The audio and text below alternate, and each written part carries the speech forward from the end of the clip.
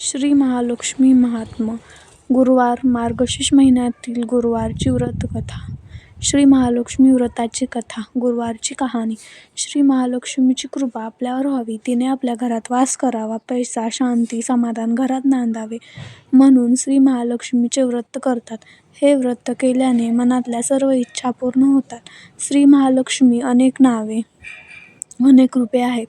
पार्वती, सिंधुकन्या, महालक्ष्मी, लक्ष्मी, राजलक्ष्मी, गृहलक्ष्मी, सावित्री, राधिका, रासेश्वरी, चंद्रा, गिरिजा, प्रज्ञा, मालती, सुलिशा अशा विविध नावांनी श्री महालक्ष्मी ओळखली जाते. अशा या सर्वाभूती असलेल्या श्री महालक्ष्मीची ध्यानी घ्यावी अशी ही कहाणी. द्वापार युगातली आपल्या भारतातील सौराष्ट्र देशात घडलेली. तेथे एक राजा राज्य करीत होता. त्याचे नाव भद्रश्रव. तो शूर होता, दयाळू होता आणि प्रजादक्ष होता. 4 वेद, 6 शास्त्रे, 18 पुराणे यांचे ज्ञान त्याला होते. अशा या राजाच्या राणीचे नाव होते सुरचंद्रिका. राणी रूपाने सुंदर होती, सुलक्षणी होती आणि प्रतिष्ठित होती. त्यांना एकूण 8 अपत्ये होते, 7 पुत्रे आणि त्याच्यानंतर झालेली एक कन्या. राजाच्या राणीचे कन्येचे नाव शांबाला ठेवले होते. एकदा देवीच्या मनात आले, राजाच्या राजप्रसादी राहावे. त्याने राजा आणखी सुखी होईल, प्रजेलाही तो आणखी सुख देईल, गरिबाकडे राहील तर सगळ्या संपत्तीचा तो एकटा उपभोग घेईल. म्हणून देवीने एका म्हातारीचे रूप घेतले, फाटकी वस्त्रे ल्याली, आधारासाठी हातात काठी घेतली आणि काठी टेकत टेकत ती राणीच्या महालाच्या दाराशी आली. तिला पाहताच एक दासी पुढे आली. तिने म्हातारीला विचारले, कोण ग बाई तू? कुठून आलीस? काय काम काढलंस? तुझं नाव काय? गाव काय? काय हवंय तुला? म्हातारीचे रूप घेतलेली श्री महालक्ष्मी म्हणाली, माझं नाव कमलाबाई, द्वारकेला राहते मी. तुझ्या राणीला भेटायला आले. कुठे आहे ती? दासी म्हणाली, राणीसाहेब महालात आहेत. त्यांना सांगायला गेले तर त्या माझ्यावरच रागावतील. तुला त्या कशाला भेटतील? तुझा अवतार पाहून तुला त्या हाकलूनच देतील. तू इकडेच थोडा वेळ थोडोशाला थांब. म्हातारीला राग आला. ती संतापून म्हणाली, तुझी राणी गेल्या जन्मी एका वैश्याची पत्नी होती. ते वैश्य फार गरीब होता. त्यावरून त्या दोघांचे नेहमी भांडणे होत. नवरा तिला मारहाण करी. या त्रासाला कंटाळून एक दिवस ती घर सोडून गेली आणि जंगलात उपाशी तापाशी भटकू लागली. तिची अवस्था पाहून मला तिची दया आली. मी तिला ऐश्वर्य, सुख आणि संपत्ती देणाऱ्या श्री महालक्ष्मी व्रताची माहिती सांगितली. त्याप्रमाणे तिने ते व्रत केले. तिच्या व्रताने महालक्ष्मी प्रसन्न झाली. तिचे दारिद्र्य संपले. तिचे घर संपत्ती समृद्धीने भरले. तिच्या जीवनात आनंद भरला. लक्ष्मी व्रत केल्यामुळे मृत्यूनंतर ती दोघे पती पत्नी लक्ष्मी लोकात वैभवात राहिली. या जन्मी यांचा जन्म राजकुळात झाला आहे. देवीच्या कृपेने ती आता राणीपदावर बसली आहे. पण लक्ष्मी व्रताचा तिला आता विसर पडला आहे. त्याचीच आठवण करून देण्यासाठी मी इथे आले आहे. म्हातारीचे बोलणे ऐकून दासीच्या मनात जिज्ञासा निर्माण झाली. म्हातारीला पाणी दिले, नमस्कार केला आणि म्हणाली, मला सांगाल ते व्रत मी करीन. ते नेमाने. उठणार नाही, मातणार नाही, घेतला वसा टाकणार नाही. म्हातारीने दासीला लक्ष्मी व्रताची माहिती सांगितली. मग ती उठली व काठी टेकीत निघाली. तेवढ्यात राणी तरातरा महालातून बाहेर आली. फाटक्या वस्त्रातील म्हातारीला पाहताच ती संतापली आणि उर्मटपणे म्हणाली, कोण ग तू ठेरडे? इथे कशाला आलीस? जा इथून. तिने पुढे होऊन म्हातारीला घालून दिले. ती म्हातारी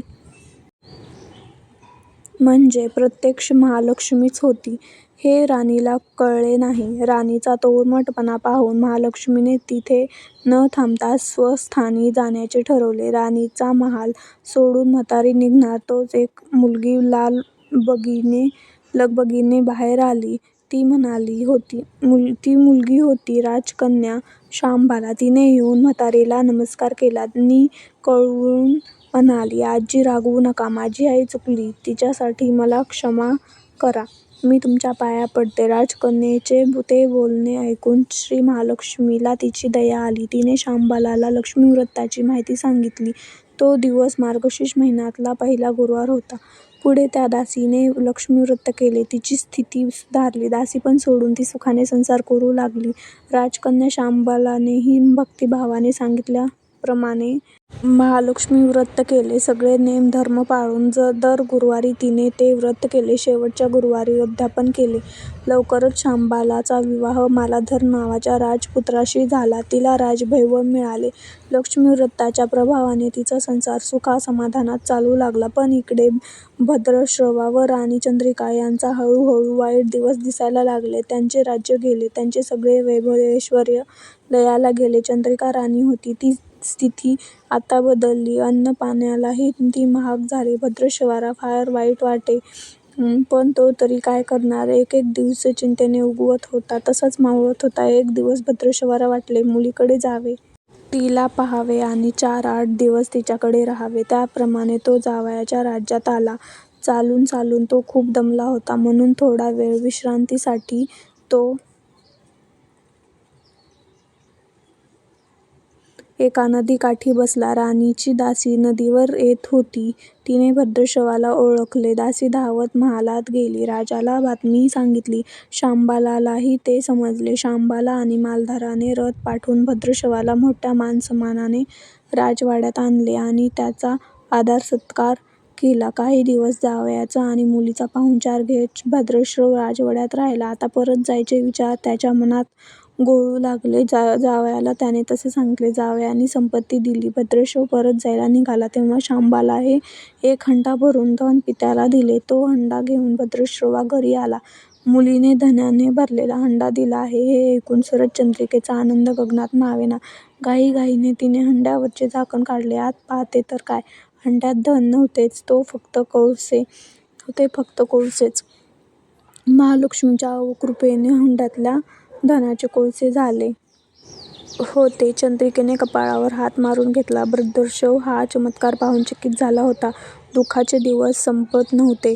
दारिद्र्याचे भोग सुटत नव्हते. शरदचंद्रिकेला एक एक दिवस काढताना जीव मेटुकीला येत होता. एक दिवस शरदचंद्रिकेच्या मनातही लेकीला भेटायची इच्छा निर्माण झाली. त्याप्रमाणे ती लेकीच्या घरी जाण्यासाठी निघाली. तो दिवस मार्गशीर्ष महिन्यातला शेवटचा गुरुवार होता. शरदचंद्रिकेच्या लेकीच्या घरी पोचली तेव्हा शांबाला व्रताचे उद्यापन करीत होती. शांबालेने आईकडून महालक्ष्मी व्रत करून घेतले. 4 दिवस मुलीकडे राहून शरदचंद्रिका परत आपल्या गावात आली. लक्ष्मी व्रत केल्यामुळे काही दिवसातच त्यांना त्यांचे पूर्वीचे वैभव परत मिळाले.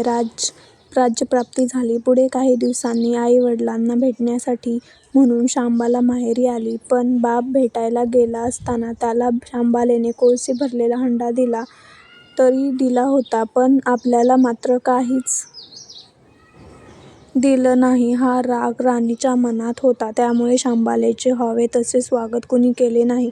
राणीने एक प्रकारे तिचा अपमान केला होता. पण शांबालेला आईचा राग आला नाही. ती पुन्हा आपल्या घरी जाण्यासाठी निघाली.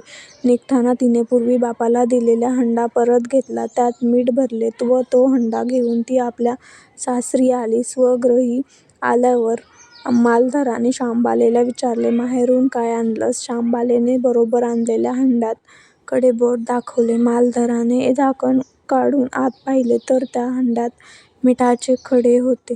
मालधाराने चकित होत पत्नीला विचारले, हे काय? या मिठाचा काय उपयोग? शांबाला म्हणाली, थोडं थांबा म्हणजे कळेलच. त्या दिवशी शांबालेनं कुठला पदार्थ मीठ घातले नाही. सगळे पदार्थ अळणी. मालधार जेवायला बसल्यावर तिने त्याला सगळे पदार्थ वाढले. सगळे जेवण त्याला अळणी लागले. मग शांबालाने पानात थोडे मीठ वाढले.